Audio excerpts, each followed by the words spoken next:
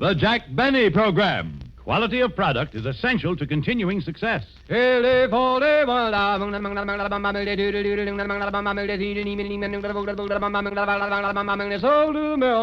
Lucky Strike means fine tobacco. So round, so firm, so fully packed, so free and easy on the draw.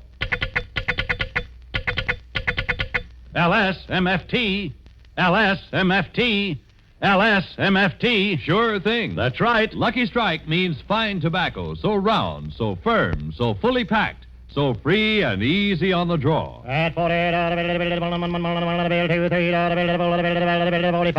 sold American. Certainly, it takes fine tobacco to make a fine cigarette.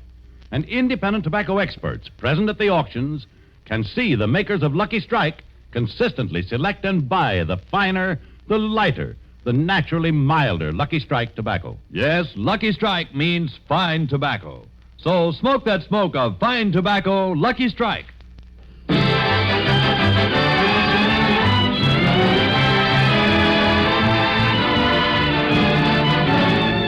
Lucky Strike program, starring Jack Benny with Mary Livingston, Phil Harris, Rochester, Larry Stevens, and yours truly, Don Wilson.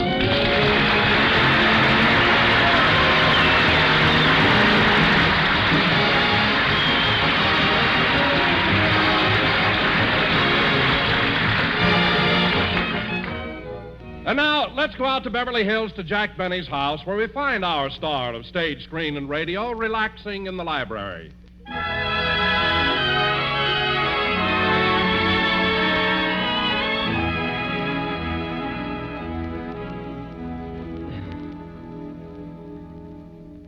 Gee, it's nice to have a few hours to yourself with nothing to do.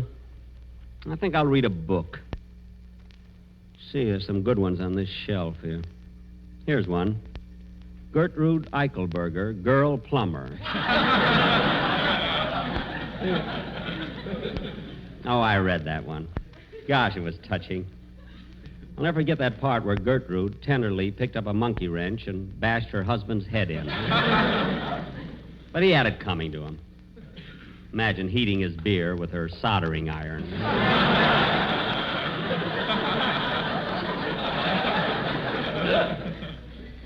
Maybe there's another book Oh, here are some. The Rover Boys on a Marshmallow Hunt. Nah, I'm too old for that. Elsie Dinsmore's First Petticoat. Pictures, too.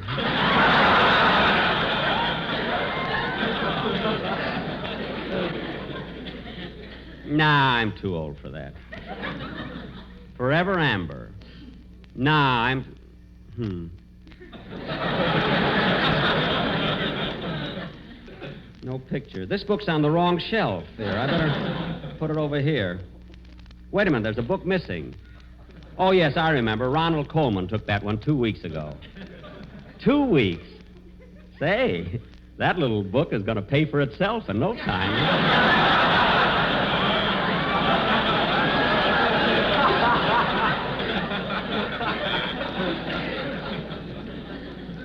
Oh, here's one I haven't read. I Never Left Home. Must be by one of those new French authors. Bob Hope. Well, I'm not in the mood now, so maybe I'll... Say, here's a book I never saw before. Let's see. My Diary by Rochester Van Jones. Oh, what do you know? It's Rochester's diary. I think I'll take a look and see if... No, I better not.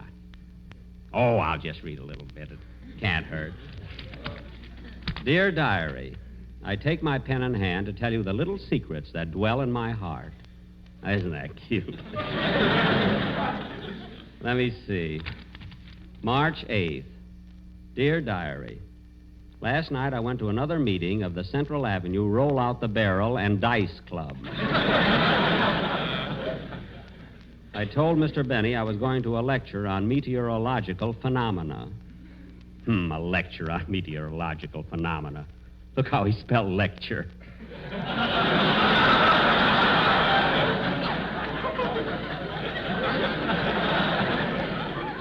Let's see. April 2nd. Dear Diary, 2 nights ago, I dreamed that Lena Horne fell madly in love with me.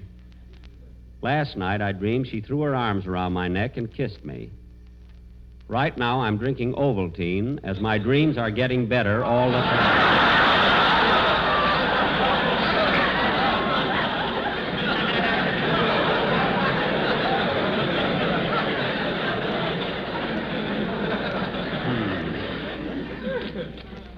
April 5th. Dear Diary, Mr. Benny is one of the kindest, most considerate, most generous bosses I ever had. Well, and he never gets mad when I ask him for a raise. I know this because I've asked him thousands of times. Well, I've always believed in free speech. I guess I've read enough of Rochester. Wow! Look at the list of girls' names and phone numbers he's got on the last page. Flossie Brown, Jefferson, 2957. Ethel Johnson. Boss! Oh, here he comes. I better jump up on the table and put his diary on the top shelf. Now, he'll never suspect that I've read... Hello, boss. What are you doing up on the table? Huh? Oh, there's a mosquito in the room. A mosquito? Last time I caught you up on a table, it was a mouse. When did you ever see me hide from a mouse? The night you made me send for Frank Buck. Rochester, what did you come in here for, anyway? Your violin teacher called and said he'd be a few minutes late. Oh, Professor LeBlanc. Yeah, he's going to give me a lesson today. Oh, well, if that's the case, can I have the day off? Why? I want to go to a lecture on meteorological phenomena.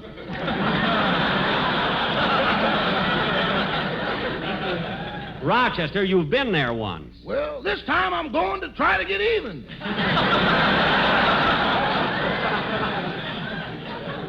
I thought so. Well, you can't go.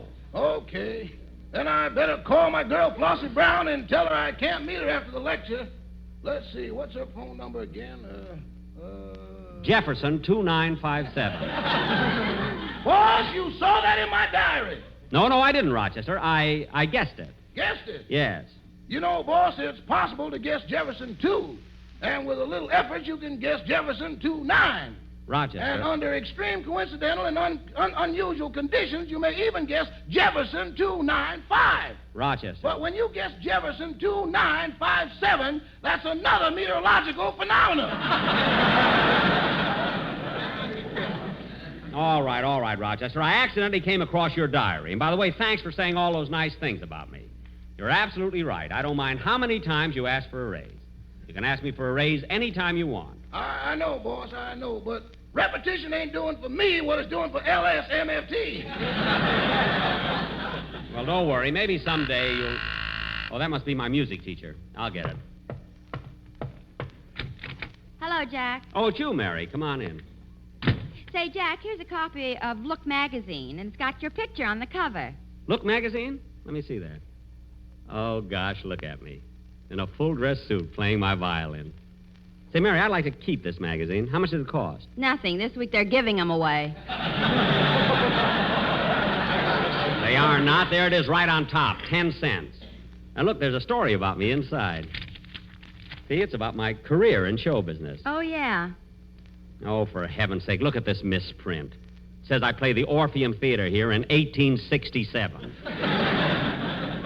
Isn't that ridiculous? Yeah, it was the Pantages.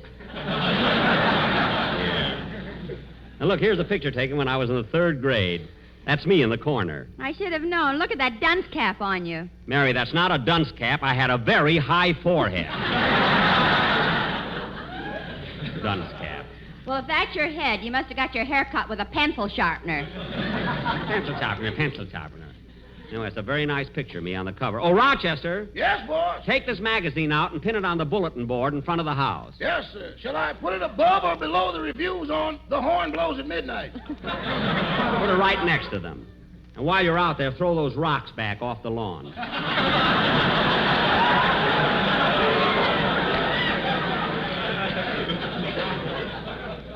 Jealous bunch of actors there. Oh, Mr. Benny, I meant to tell you, your music teacher, Professor LeBlanc, is waiting for you in the den. Professor LeBlanc? I didn't hear him come in. Say, Jack, is that the same violin teacher you had last year? No, Mary. He gave me 3 lessons and was drafted. Boss, he gave you 3 lessons and enlisted. Never mind. Mary, I got to go in the den and take my violin lesson. See you later. Ya-da-da-da-dum, da-dum, da-dum. That's funny. Told me he was drafted. I never could understand that.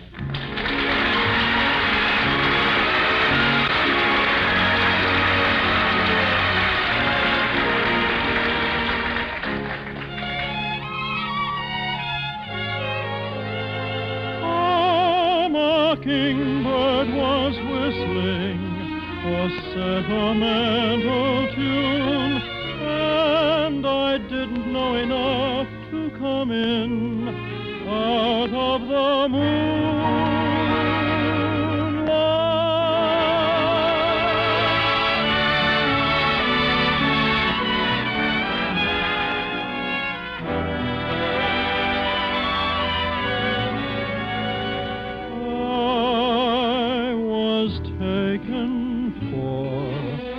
sleigh ride in July. Oh, I must have been a setup for a sigh. A mockingbird was whistling a sentimental tune, and I didn't know enough come in out of the moonlight. So the big romance was only make-believe. Just a sleigh ride on a balmy summer eve. My dreams were safe all winter, and then to think that I was taken for a sleigh ride in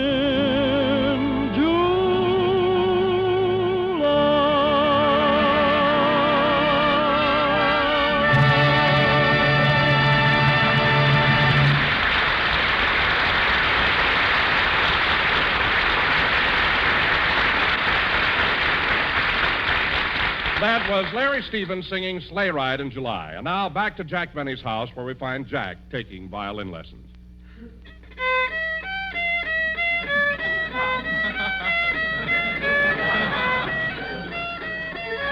No, Monsieur Benny, no.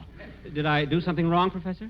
No, Monsieur Benny. Perhaps it is my fault. But do you mind if I tell you something? No, of course not. After all, you're the teacher, and you probably know more about the violin than I do. Thank you.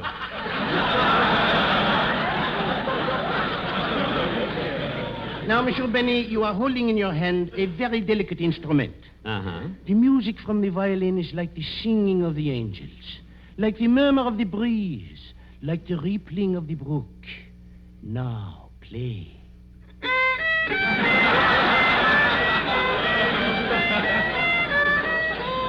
Gee, it does sound like that, doesn't it?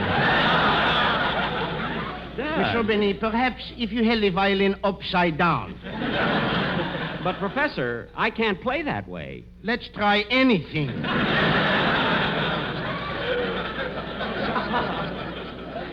But, Professor, I don't think I'm good enough to do tricks yet. Very well. We will try it again. And this time, I will help you. I will count off. Okay. Ready? 1, 2.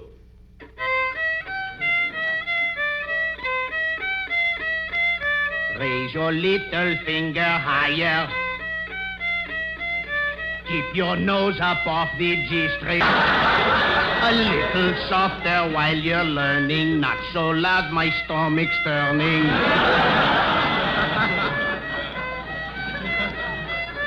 Hold your bow so strokes are littler. They should make you play for Hitler.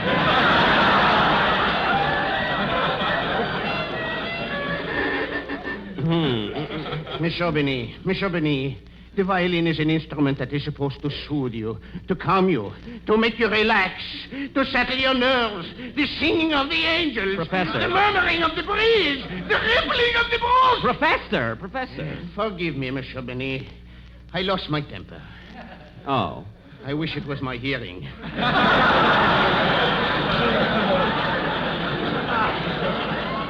What? Never mind. We will proceed with the next lesson. Intermezzo. Intermezzo. That's what I like, that classical stuff. Proceed, please. Thank you.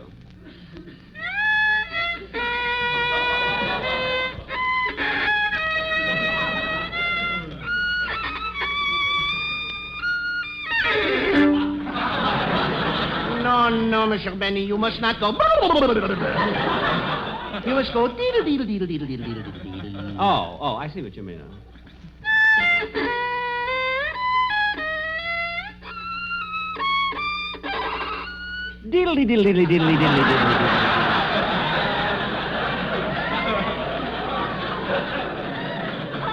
Is that what you want? Monsieur Benny, you must deedle on your fiddle. Oh. Comprenez-vous? Si, senor. Si.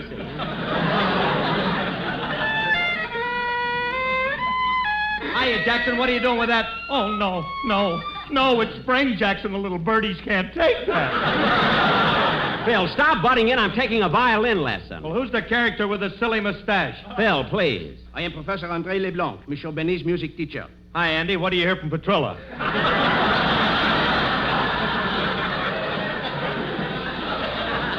Professor, this is Phil Harris, my orchestra leader. Ah, a fellow artiste. I greet you. Funny you didn't do that when I came in. Well, it's just a French greeting, Jackson. They do that all the time. Oh, well, Phil, sit down while I finish my lesson, will you? Okay. Now, Monsieur Benny, continue with intermezzo.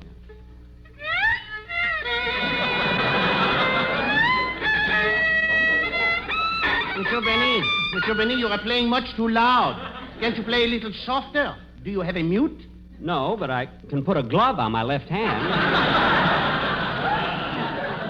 Why don't you throw a wet towel over the strings? Now, Phil. Please, Monsieur Harris. I am trying to teach Mr. Benny something. And you are driving me nuts, too. You said, now be quiet, Phil, will you?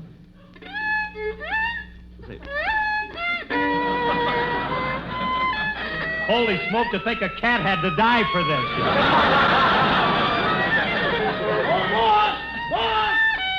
Now what? There was a phone call for you. For me? Yeah, it was a complaint that you're playing too loud and it's very disturbing. Who phoned? One of the neighbors? No, the San Francisco conference. Stop making things up. I'm sorry, Professor. Well, never mind. For today, the lesson is over. Through. Finish. Kaput. I will see you next week. Oh.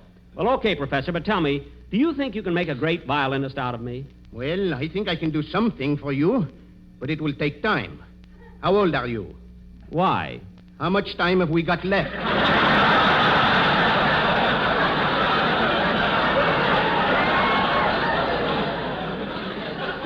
Now, wait a minute, Professor.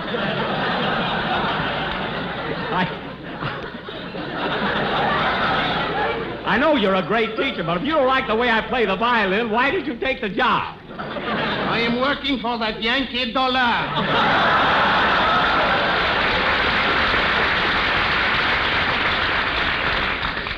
Oh. Well, you ain't gonna get it around here.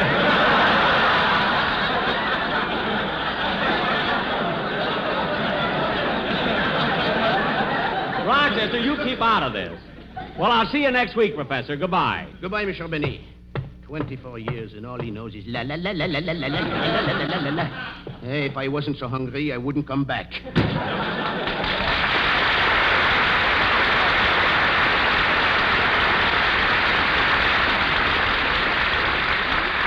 Now, Phil, please go in the other room with Mary, will you? I want to practice a little more. Say, Jackson, what's come over you all of a sudden? Practicing the violin and taking lessons and everything. Nothing. I just don't want to get rusty, that's all. Oh, no, you got something up your sleeve. Now, what is it? I have nothing up my sleeve. Now, get out of here and let me practice, or I'll put you out. You put me out? Yes. Let's see you do it.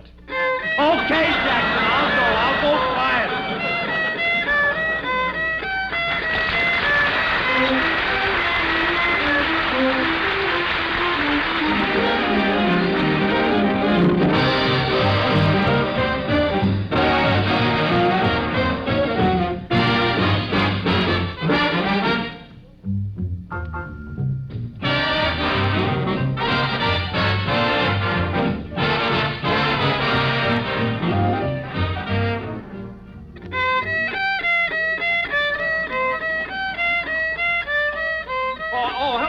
hello. Oh, hello, Don. Hello, I'm practicing. 1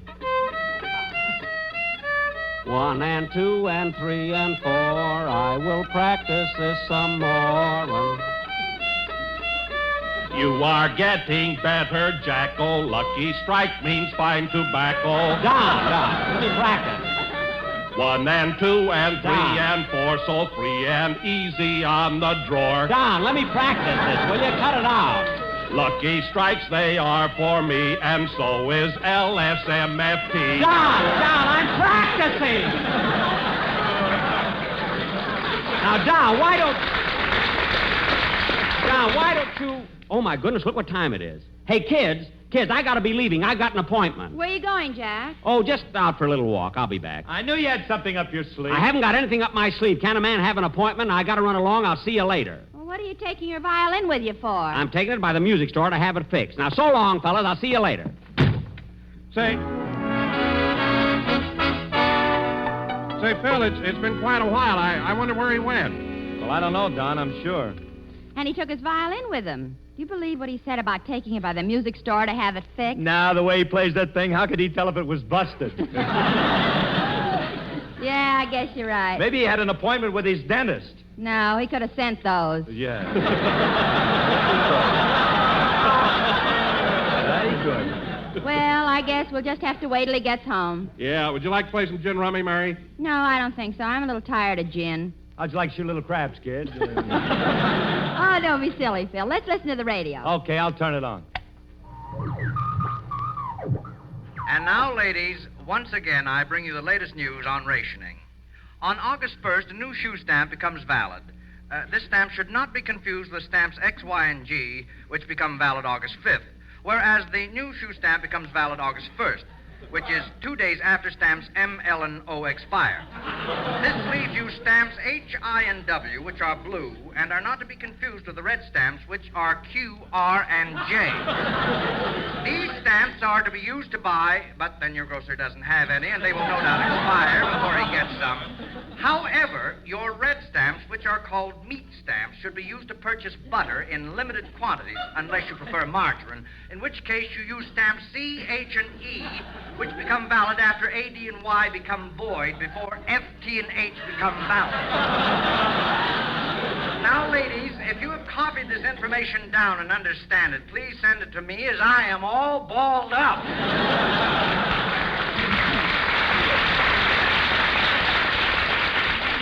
Address your letters to All Balled Up in care of the station to which you are listening. Oh, get something else, Phil. Okay. Ladies and gentlemen, are you a Los Angeles pedestrian? Are you suffering from bumper fatigue? Does your head ring? And when you answer it, is it a wrong number? It is? Then you've got static in your attic. So why not try sympathy soothing syrup? And here's good news for people who can't sleep. Just mix 2 drops of sympathy soothing syrup with 1 quart of gin. Drink down this pleasant mixture, and when you go to bed, pull the cork up over you. But remember, use only sympathy soothing syrup. Sympathy spelled backwards is Yatapamis. Y-H-T-A-P-M-Y-S.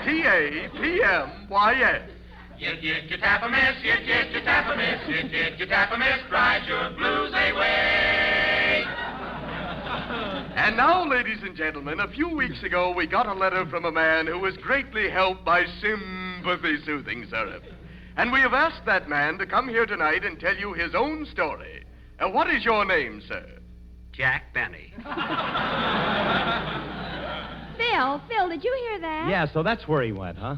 Mr. Benny, what is your profession? I'm a violinist. And it just happens that I brought along my violin, and I'd like to Now, play... Mr. Benny, how long ago did you start taking our product? About 6 months ago. And at that time, I was very weak and run down. In fact, I used to get tired out from brushing my teeth. But after using 3 bottles of your sympathy soothing syrup, I can now brush my teeth without changing hands.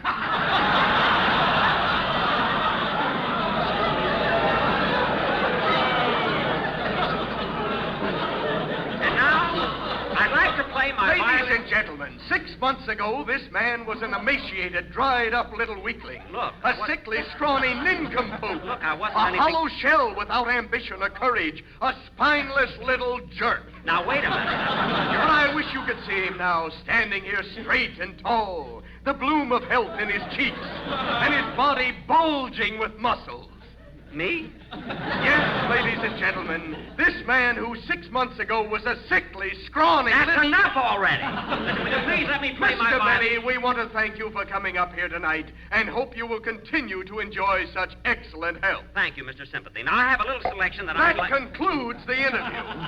And now, ladies and gentlemen, a word on behalf of my... Tonight, folks, I'm going to play... Get away from that microphone! It's a very short number. Will you please stop? I have a commercial to do. But you told me if I came up here, I could play. I did not. Now, here, take this bottle of sympathy soothing syrup and go. You promised me the large size. I promise you nothing. Ladies and gentlemen, do you suffer from... Get away from that microphone! Ladies and gentlemen, do you suffer from droopy eyelids? Do you wheeze? Do you have stripes in your pipe? You do? Then why not try some sympathy soothing syrup? Remember, sympathy spelled backwards is your Daffodil. Drive your blues away.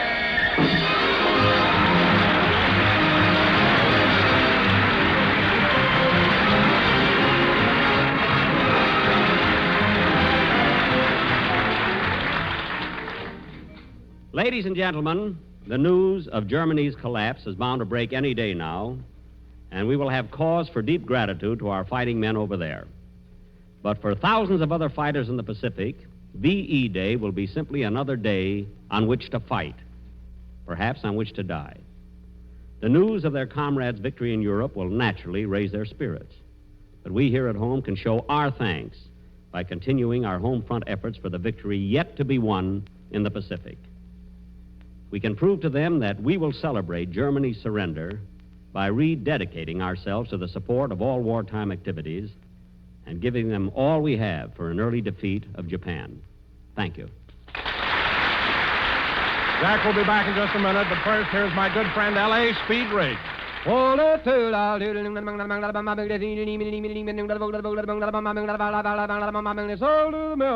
Quality of product is essential to continuing success. And Lucky Strike means fine tobacco. Yes, Lucky Strike means fine tobacco. The finer, the lighter, the naturally milder Lucky Strike tobacco. So for your own real deep-down smoking enjoyment, smoke that smoke of fine tobacco, Lucky Strike. So round, so firm, so fully packed, so free and easy on the draw. The famous tobacco auctioneers heard on tonight's program are Mr. L.A. Speed Riggs of Goldsboro, North Carolina, and Mr. F.E. Boone of Lexington, Kentucky. At 45, sold American. And this is Basil Rysdale. LSMFT, LSMFT, LSMFT. There's real deep-down smoking enjoyment in Lucky Strike. For Lucky Strike means fine tobacco. Yes, Lucky Strike means fine tobacco.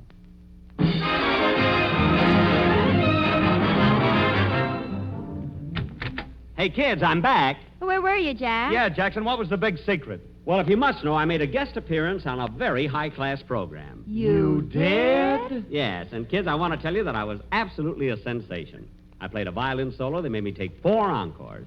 Imagine 4 encores. Jack, What? we heard that program. Oh. Wasn't it lousy? Good night, folks. This is the National Broadcasting Company. You've been listening to the OTR Gold Network. Find more classic radio at otrgold.com.